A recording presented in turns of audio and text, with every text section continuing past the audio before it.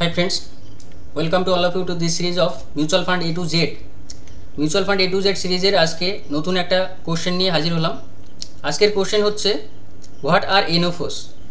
NFOs actually এই কোশ্চেনটা মাঝে মাঝেই শুনতে পাওয়া যায় যে NFOটা কি। IPO নাম শুনেছি, ইনিশিয়াল পাবলিক অফারিং, কিন্তু NFOটা কি?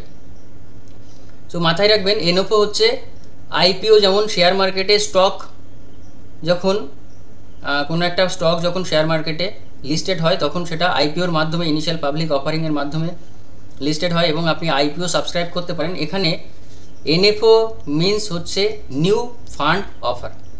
NFO হচ্ছে মিউচুয়াল ফান্ড হাউসে এই পার্টিকুলার টার্মিনোলজিটা ইউজ হয়। NFO ফুল ফর্ম হচ্ছে নিউ ফান্ড অফার।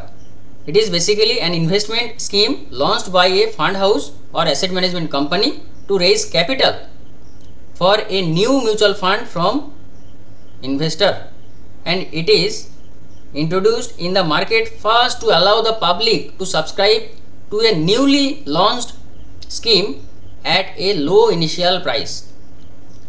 তো নিউ ফান্ড অফার বা NFO এটা হচ্ছে একটা অ্যাসেট ম্যানেজমেন্ট কোম্পানি বা ফান্ড হাউস এই NFO লঞ্চ করে। কি কারণে লঞ্চ করে? একটা নতুন একটা ফান্ড হতে পারে ব্যাংকিং সেক্টরের উপর একটা ফান্ড, বা হতে পারে কনজামশন সেক্টরের উপর ফান্ড, বা small cap category, mid cap category, large cap category, বা IT ইন্ডেক্সের উপরে কোনো একটা ফান্ড। তো এইভাবে বিভিন্ন category of fund as per the requirement, market requirement, পাবলিকের ডিমান্ড অনুযায়ী এগুলো মার্কেট রিসার্চ করে ফান্ড হাউস প্রোভাইড করে NFO এবং ক্যাপিটাল রেইজ করে। এই নিউ মিউচুয়াল ফান্ড ইনভেস্টরদের যারা ইনভেস্ট করে এখানে, তার মাধ্যমে ক্যাপিটাল রেইজ করে।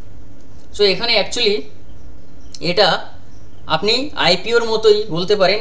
ইনিশিয়াল লেভেলে আপনি যদি মার্কেটে ফার্স্ট ইনভেস্ট করতে চান এবং ফার্স্ট যে NAV নেট অ্যাসেট ভ্যালু সেটা হচ্ছে 10 দিয়ে, মোটামুটি 10 NAV থাকে প্রথমে যদি NFO লঞ্চ করে, তো সেই ফার্স্ট যে NAV সেটাতে কিন্তু আপনি সাবস্ক্রাইব করতে পারেন। এখানে 10 থেকে 15 দিনের একটা সময়সীমা দেওয়া থাকে, তার মধ্যেই আপনাকে NFO সাবস্ক্রাইব করতে হয়। So basically mutual fund house এটা NFO এখানে লঞ্চ করে এবং আপনাকে ইউনিট প্রোভাইড করা হয় আপনি যত অ্যামাউন্টের মিউচুয়াল ফান্ড সাবস্ক্রাইব করবেন। Okay, so during an NFO investor can buy unit of the fund at a fixed price, usually face value যেটা থাকে মনে করো 10 পার ইউনিট ফেস ভ্যালু, এবং this is the first chance for the investor to invest in new fund before it starts trading on exchange at its net asset value। মানে এটা এরপরে এক্সচেঞ্জে trade করতে শুরু করবে, তখন অ্যাসেট আন্ডার ম্যানেজমেন্ট যে হারে বাড়বে সেই হারে NAV ভ্যালুও বেড়ে যায়। তো ইনিশিয়ালি 10 ফেস ভ্যালু বা পার ইউনিট আপনি 10 ইউনিট করে পাবেন।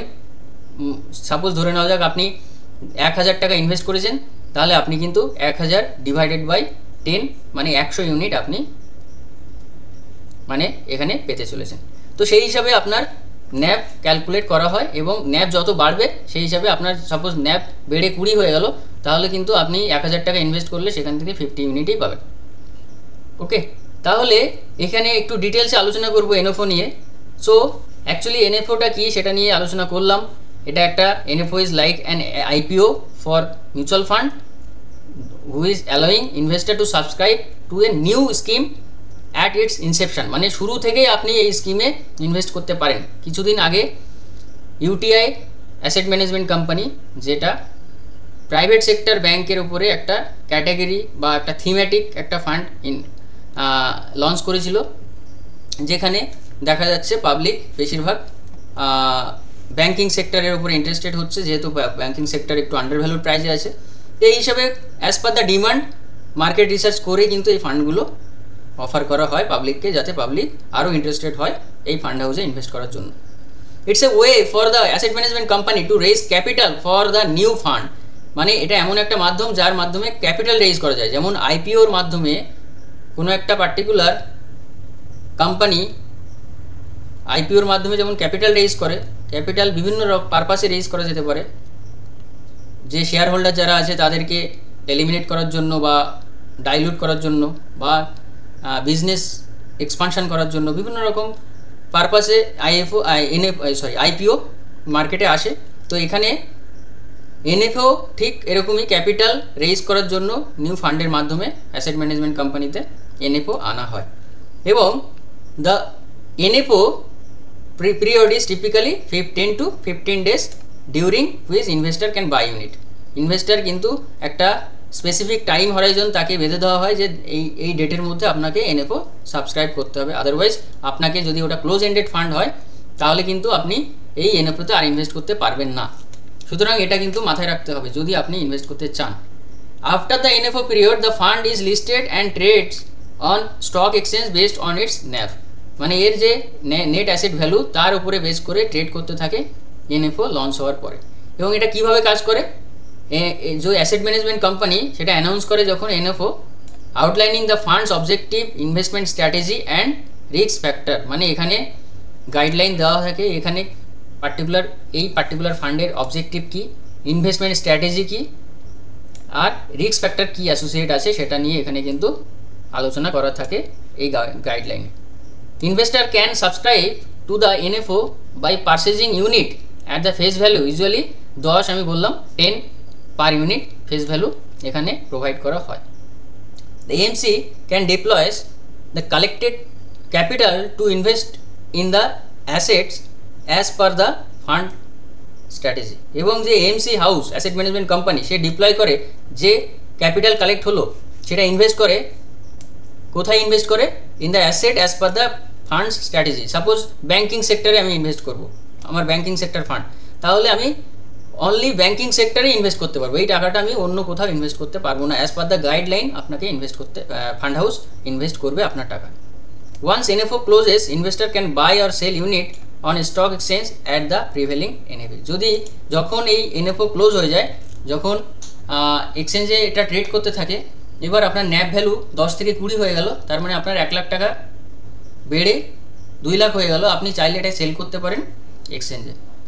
এবং কিছু পয়েন্ট সেটা আপনাকে মাথায় রাখতে হবে, NFO offer an early investment opportunity in a new fund potentially capturing early return. যদি আপনি কোনো একটা পার্টিকুলার ফান্ড শুরু থেকেই আপনি ইনভেস্ট করতে চান তাহলে আপনি এনএফওতে ইনভেস্ট করতে পারেন।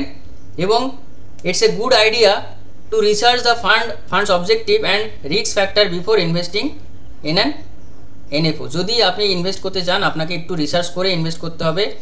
এনএফও কামস ইন 2 টাইপস, একটা হচ্ছে ওপেন এন্ডেড, একটা হচ্ছে ক্লোজ এন্ডেড।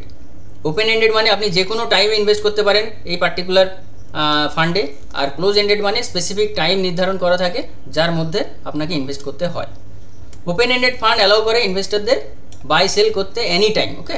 এবং ক্লোজ এন্ডেড সেটা ফিক্সড ম্যাচুরিটি ডেট থাকে, তার মধ্যেই বাই সেল আপনার এটা করতে হবে, ওকে। সো এই পার্টিকুলার এনএফও সম্বন্ধে আমি আপনাকে আমার অ্যাডভাইস যদি আমি আপনাকে দিতে চাই তাহলে আমি কি দেব? So basically NFO is a valuable tool for investors seeking to participate in the growth of a new mutual fund scheme from its early stage, but it's important to understand the fund's details before investing. মানে আপনি শুধুমাত্র NFO launch করেছি মানে আপনাকে invest করতে হবে এরকম কোনো মানে এরকমভাবে আপনি ভাববেন না।